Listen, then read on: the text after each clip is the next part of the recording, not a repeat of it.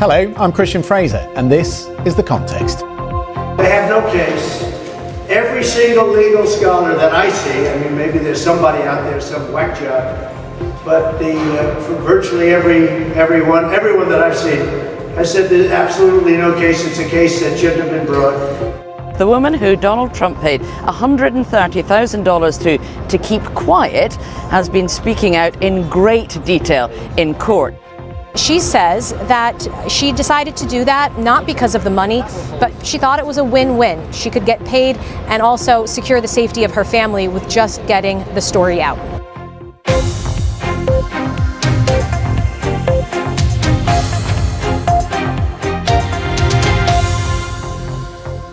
Yes, the people call Stormy Daniels, the adult film star who slept with Donald Trump and was paid for her silence. She takes the stand in Manhattan. It has been a salacious day in court. We will get the latest from our correspondent in New York.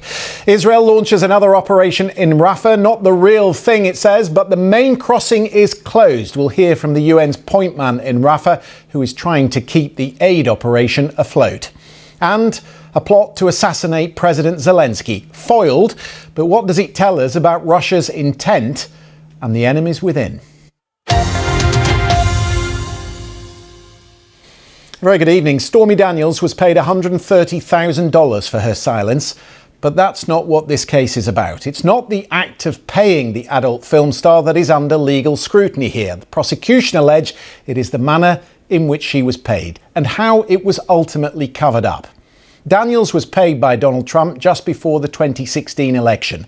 The defence say to protect his family. Finbar Birmingham, always good to talk to you. Thank you for coming on. Thanks, Christian. Around the world and here in the UK, this is BBC News. For our UK viewers who are still with us, let's have a look at some of the headlines here today. John Swinney will become Scotland's 7th First Minister after being nominated by Parliament. The SNP leader succeeds Hamza Yousaf, who resigned from office earlier today. His appointment will be rubber-stamped by the King before he is officially sworn in at the Court of Session on Wednesday. There have been no trains on some of the busiest commuter routes in the country today due to strikes by ASLEF train drivers. Disruption is expected to continue throughout the week. Tomorrow it's a different set of operators which will be affected, among them Avanti West Coast and Great Western. And it's been revealed that Prince Harry will not meet the King during his visit to the UK this week. A spokesman for the Duke of Sussex said a meeting between father and son wasn't possible because of the King's busy schedule. Harry is in London to celebrate the 10th anniversary of the Invictus Games, which he set up, of course, to rehabilitate wounded or sick service personnel. You're watching BBC News. The White House said this afternoon it is still hopeful Israel and Hamas can close the remaining gaps on a ceasefire agreement the Palestinians have accepted, but Israel has rejected. So why did the Israelis appear blindsided by a negotiation the CIA Director Bill Burns was so involved in? Sources say Bill Burns has returned to Cairo for talks today. Those close to the talks say the US invited the Israelis to Cairo over the weekend, but they had declined to send a team. Sam Rose there from UNRWA, and as I say, we will speak to a member of the Israeli Knesset tonight to get some answers on that ceasefire and why it's currently stalled and how long this operation in Rafah will last. Do stay with us.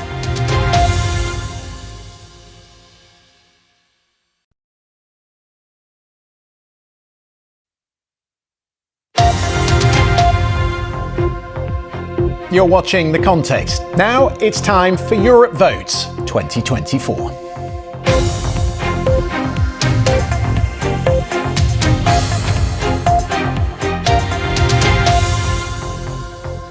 Welcome to the programme. We are now just a month away. From June 6th to June 9th, millions of people will be voting to elect the next European Parliament. 720 politicians from 27 countries, in what many consider to be a pivotal moment for the future of the European Union. The next elections. Yeah, we're going to come to climate policy, but it's really interesting because the Conservative government said just the other week that once they got Rwanda plan through, that other European countries would start looking at it. And indeed, that is seemingly the case. We're hearing other countries now starting to talk about third countries.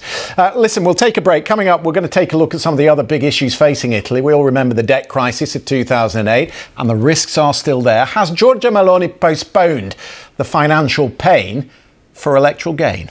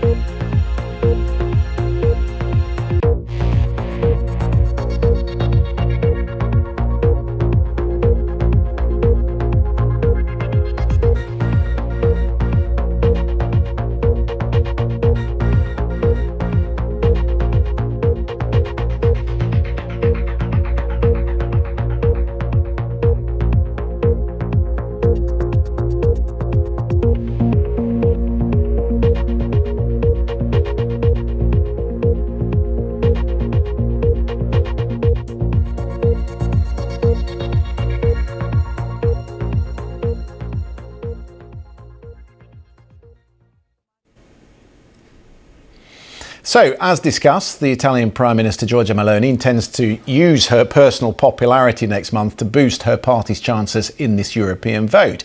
And if the polls are right, then the post-fascist Brothers of Italy will take 27% of the vote.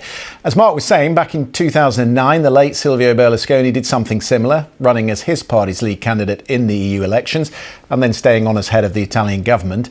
And also Matteo Renzi did the same thing 5 years later. So this is not a new tactic, but it does reflect how much importance the Italians attach to this vote and to the debate that is forming in Europe around deficits, spending, migration and climate. Our reporter Sofia Bettiza explains. Listen, it's been a really interesting discussion. We've not even got to climate change, which is such a big issue, but we're going to talk about it next week because we're off to Germany. Just enough time to say thank you to Mark, thank you to Natalie, thank you to Fabrizio for your contributions this evening. In 2021, of course, in Germany, the Green Party entered the government with the best election showing of its history. But now it seems momentum has well and truly stalled. So we'll take a look at why. That's coming up next week. Hope you'll join us for that. Good night.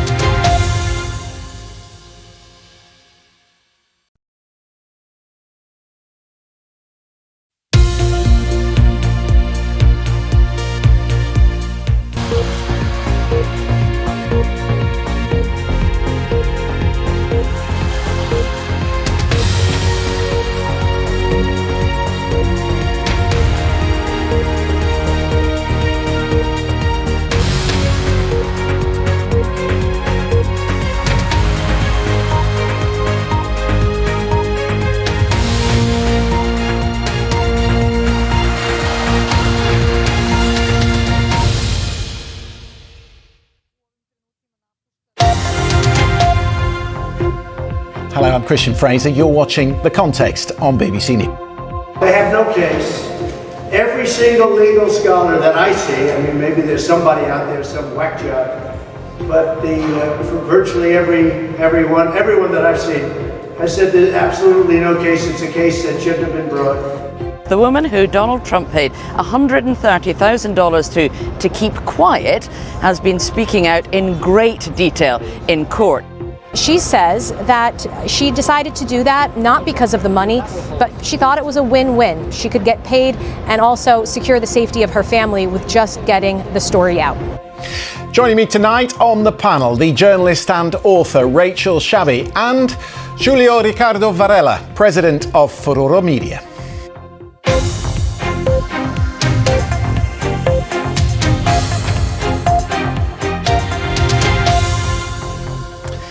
We'll get to our panel very shortly. First, let me bring you the latest BBC News. Stormy Daniels, the adult film star at the centre of Donald Trump's criminal trial in New York, is giving testimony about their alleged sexual encounter in 2006. The prosecution argued that since she was paid right before the 2016 election, that constituted a campaign finance crime. Donald Trump says there's no case. The intelligence service in Ukraine say they have uncovered a Russian plot to assassinate President Volodymyr Zelensky. 2 colonels from the government's protection units suspected of passing on secret information to the Russian FSB have been arrested. The White House says it is still hopeful Israel and Hamas can close the remaining gaps on a ceasefire agreement the Palestinians have accepted but Israel has rejected. The talks have begun again in Cairo while the fighting in Gaza continues. The Israelis have cut off the main crossing point in Rafah. We'll leave that there. We're going to go shortly to a break. Just to bring you one line of breaking news that I'm just seeing here. Heathrow Airport aware that the Border Force is currently experiencing a nationwide issue. We all know what that means. When there are problems at the gates, there are delays. And so we're keeping our eye on that. I don't have much more information at the moment, but I'll try and get you some reaction to that through the course of the hour. Around the world and across the UK, this is BBC News. For our UK viewers still with us, let me just bring you up to date with some of the stories here today. There have been reports of long delays at airports in the UK due to this outage affecting passport e-gates at the border. A spokesperson for Heathrow Airport said they were aware of an issue with UK border systems. Manchester Airport also confirmed that they had been affected. John Swinney will become Scotland's 7th First Minister after being nominated by Parliament. The SNP leader succeeds Hamza Yousaf, who resigned from office earlier today. His appointment will be rubber-stamped by the King before he is officially sworn in at the Court of Session on Wednesday. And it has been revealed that Prince Harry will not meet the King during his visit to the UK this week. A spokesman for the Duke of Sussex said a meeting between father and son was not possible because of the King's busy schedule. Harry is in London to celebrate the 10th anniversary of the Invictus Games, which of course he set up to help rehabilitate the wounded or sick service personnel. The Israeli Defence Forces have begun an expanded operation in Rafah and have severed Gaza's last link with the outside world, the crossing point into Egypt. They've also planted their own flag at the checkpoint, an unmistakable message to Hamas that their grip on Rafah is tightening. The Israeli Defence Minister said the operation will not stop until Hamas is eliminated or the hostages start to return. But there is on the table a ceasefire proposal that Hamas has already agreed. Today, the White House said they are confident the gaps between the two sides can be closed. So why were the Israelis seemingly blindsided by last night's announcement, and how far is this operation in Rafah expected to go? With me in the studio, Sharon Haskell. She's a member of the Israeli Knesset and she sits on the National Security Committee. Welcome. Hello. So help me with this. Why did the Israeli War Cabinet not know what the final proposal was that Hamas agreed to when Bill Burns, the CIA chief, was so involved in it? We're out of time. We're right up against a break. It's been good chatting to you tonight. Thank you for talking to us and for coming in. Thank you very much. Sharon Haskell there. We're going to take a short break. We'll be right back.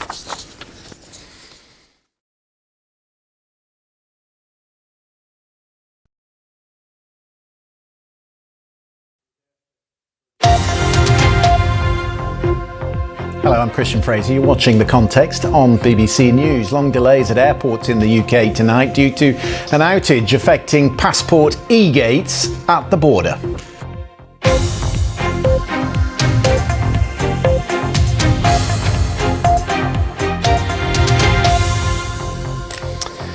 We will get to the border situation very shortly, but we've just had, if you were with us a few minutes ago, a fairly robust conversation with Sharon Haskell, who was good enough to come into the studio. She does sit on the National Security Committee, so we went at length in that interview because we don't often get that opportunity. Rachel Shabi and Julio Ricardo Varela were listening. Apologies for not bringing you in just off the bat, but we were tight up against the break. But I just thought I'd get your thoughts on what you heard. Rachel, starting with you, what did you make of that? Joe, our sympathies to you and everyone around you. Thank you for coming up tonight. Journalist on the spot. Absolute pleasure. Joe McManus there at Heathrow Airport. We'll keep you up to date with any news from the Border Force. Around the world and across the UK, you're watching BBC News.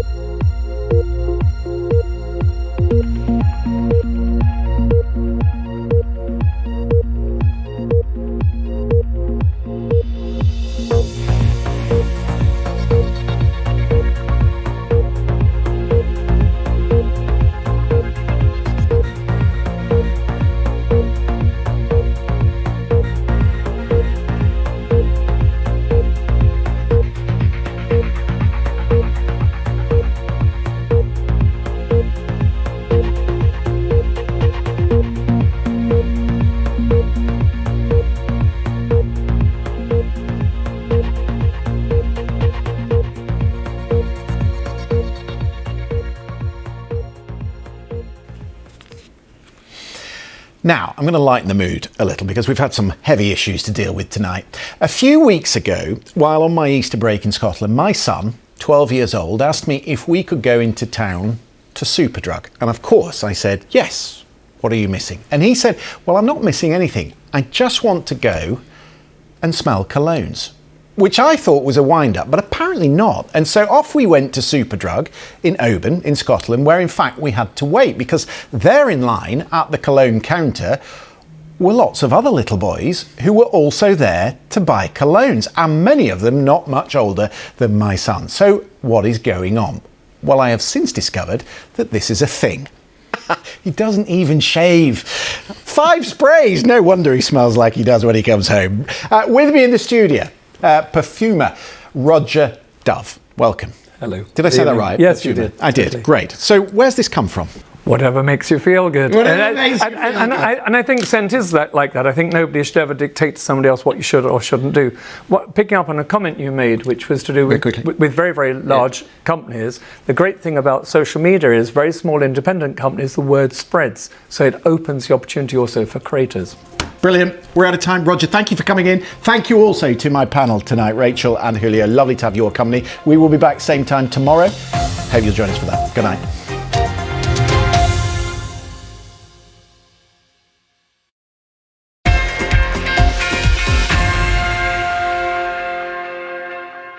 Hello from the BBC Sports Centre, I'm Jane Dougal. We're going to start with the Champions League, where there are just a few minutes remaining in an incredible match between Paris Saint-Germain and Borussia Dortmund. It is their semi-final second leg.